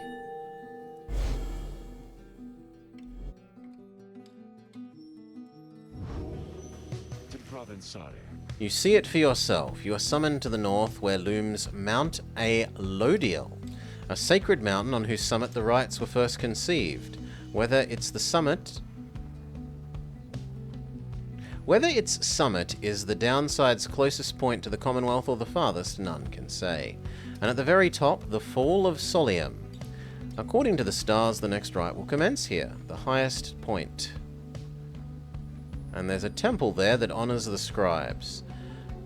You confirm the stars indicated this exactly. How did you know? He smiles back, but you sense his thoughts as though he is directing them at you. Can read, my boy, forbidden though the words may be. He turns back to Hedwyn. Your reader's skills, while rare, are not unique. As I said, I'll let him do the job and see that you have something special, as he has something special going here, which befits the plan. I thought the plan was about our freedom. Fear not, my boy, it is. Plenty of time to tell you about it on the way. For now, however, you look like you could use some rest, and for that matter, I can. So if you'll excuse me. You sense that your companions are exhausted. Given the road ahead, you agree it would be best to recover as much as possible. We can talk to Demon Girl. You sense her stare before you turn to her. Rummaging around the wagon again. Now that you're here, look at me. Are you afraid of me? You've never before met someone like her. But do know something of what happens to those who remain in the downside for years. She wishes to know if you fear her. You are very much aware she could snap you like a twig. From what you know of her, you sense no need to feel afraid. You tell her that although you don't know her well, you do not fear her and on contrary feel safer in her presence. Truly? Then I have much work left to do. You shall fear me if you survive this place. Now then, I must go make my rounds. She stalks away and you feel the floor of the wagon shake with each step. She's gained hope. Okay. Done.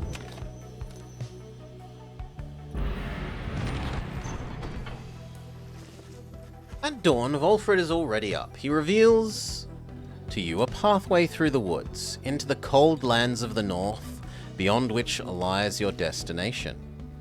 The Schlorian Shore? Volfred revealed this to be the only path.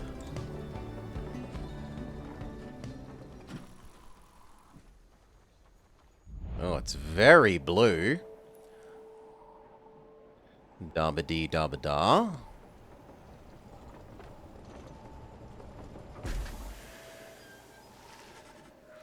You get clear of the woods at last and arrive in lands grown cold in the shadow of Mount Alodiel. You will have to make it all the way to the top.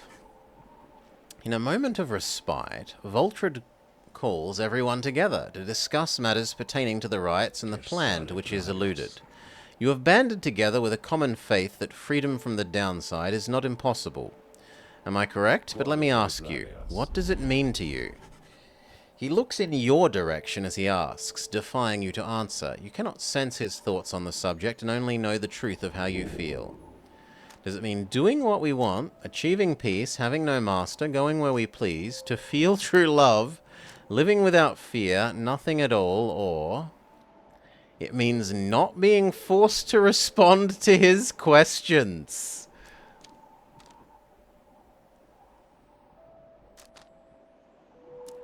I like that one. Your thoughts on freedom are your own. You hold his gaze but do not answer him. You feel the tension growing, but at last he breaks the silence. So freedom means you can defy me, is it? I suppose it does. Perhaps you haven't spared the subject any real thought, or don't know what you think I wish to hear. No matter. I pose the question to get you to think. He turns his attention to the group. Now, let me tell you all what freedom means to me. To live without fear. To be able to indulge in curiosities and passions, at least the ones that cause no harm to others without the constant threat of judgment and reprisal. It means not being made a criminal for what you know, who you love, what you choose to think or not think. He looks towards the distant mountains. Within the next few days, your time in exile could come to an end. You could see the Commonwealth once more. You would be exalted there, given the highest honor, the opposite of how you got here. But you would not be truly free. At least, you would become complicit to an ancient system that would deign to cast down others, such as you. It is a system whose well-intentioned founding principles have long been lost. And the 8 scribes, if they're out there still, have made quite clear they shall not intervene firsthand. That is where you come in. He turns to you and everyone, again, looking to each of you. Long have I wished to gather such a group, that together you might seek the freedom. See that seeking freedom only for yourselves is too modest a goal, that there is a higher calling. The plan is this: we free each other from the downside through the rites and then meet up on the other side. We organize. Each new moon at dusk, we gather together at the Spiral Sanctum, the burned down remains of the old capital of the Commonwealth. We need as many of us there as possible. My agents on the other side will explain the rest. You're plotting a revolt? Exactly so. I'm asking a lot. You do have other options. Deceit, however, isn't one of them. The reader and myself, you know by now that we can see through it. But you need not be part of this, nor is it in my interest to coerce you. You can go your own way if you wish. Live out your remaining days here like so many others. So if anyone among you prefers it, if you cannot see yourselves continuing to strive in the Commonwealth, as you are doing here, then speak. He pauses and examines each member. No one stirs. Very good. Some of you consider yourself friends and others not, but all of you are bound together through the rites, and are integral to our plan. You seek true freedom? You will not find it waiting for you in the Commonwealth, but together you could bring it about, for yourself and others. That is my promise. He lets out a long breath. That's it. I ask you all to think on it. And let's reconvene our journey to the summit. He turns towards the mountains, leaving you to consider what he said and plot the wagon's northward path. Alright, but we will find out about Snowland next time.